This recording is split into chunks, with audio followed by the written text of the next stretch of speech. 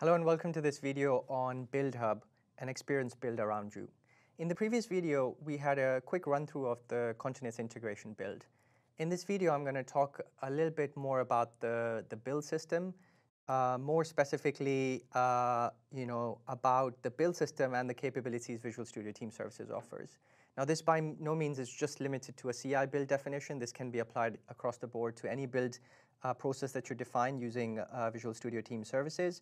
And then we'll look at how this whole experience is centered around you, how it's so easy to enhance it and take advantage of the information radiators that it exposes out to you on the UI.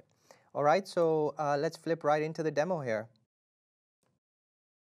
So this is where we had finished off our CI build setup. We went to the trigger section and enabled the continuous integration.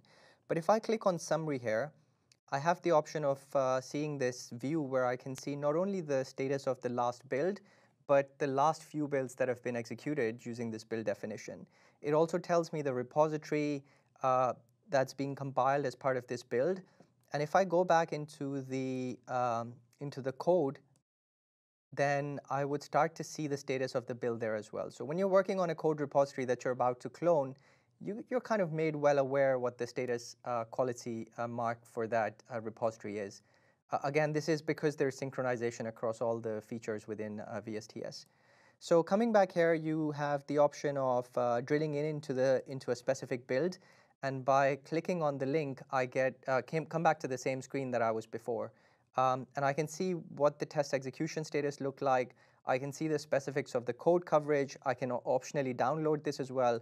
I can tag this build. So if I wanted to tag this build as a release candidate or for something else as a flag to come back and review it later, then I could do that.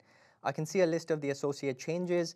And because of the nice integration, I can actually download navigate directly into the change set, see the comparisons right within the UI. Apart from this, there are some really nice features here available as well. For example, I can go on the timeline section and see exactly which part of the build took how long to execute. So if you have some very long-running tests which are taking your CI build from 1 minute to 10 minutes, then this is the place where you can start to identify those constraints. The artifact section gives me an option to explore what has been published out of the build. In this case, if I click explore, because of this CI build system task setup that I'd done, I was only taking an extract of the bin folder, and that's why I only have the DLLs from that. But if you have a packaging script going on in there, then you can see the output show up in the artifact section here. The other thing I want to show you here is that there is a full marketplace behind the build system. So, and this is a combination of both extensions developed by Microsoft as well as the ones contributed by the open source.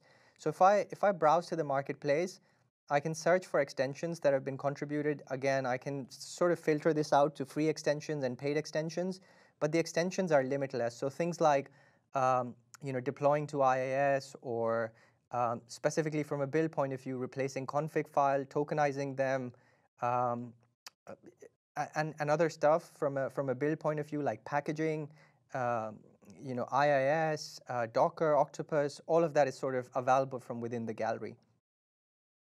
So going back here in the build system, I want to show you another cool thing that's available. So if you hold the shift and the question mark, it gives you a view of the keyboard shortcuts that are available within this view.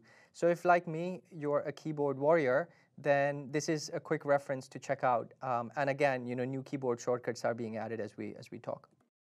Further on from here, when you look at a build summary and you identify something that would make sense to monitor for your team, then you have an option of bringing it out as an information radiator on a dashboard.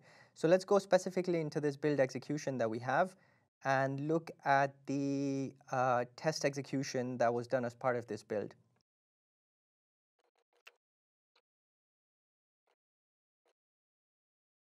There you go. So the test execution shows up here. I can click on the detailed report, and I have an option of setting this up in a dashboard. Now, I've created a dashboard for builds. Let me quickly navigate into the build dashboard. And I've started to pin some stuff here. So for example, for this specific build, I'm tracking how long does it take to execute the test. Overall, I'm tracking how many build minutes provided by Microsoft Hosted Agent have I used. I can then track the trend of specific builds. I can then also track the overall health quality of the build system. Now, these extensions, some of these are built within the platform, some of these are open source extensions. The ones that I've got at the top here have been developed by Visual Studio ALM Rangers. Again, if you wanted to enhance this further, you can contribute to their open source GitHub repo as well.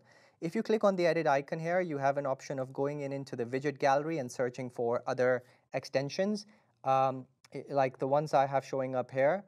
Chart for build history, add this, click close, go back configure, and you can select your specific build definition that you'd like to monitor. Now in this case, for example, I've got a build definition for this, right? So, and this is actionable content. I could click on this and it will navigate me into the exact build and load up the summary page. So quite nifty here. The other thing I want to show you here very quickly is if you go back into the build hub, the page is separated into 4 sections where you can see every build that you have something to do with. Either you triggered it, or you made a code change that triggered it, or you authored it. And then in the all definition section, you can start to bucket your builds into logical containers, and these containers are called folders.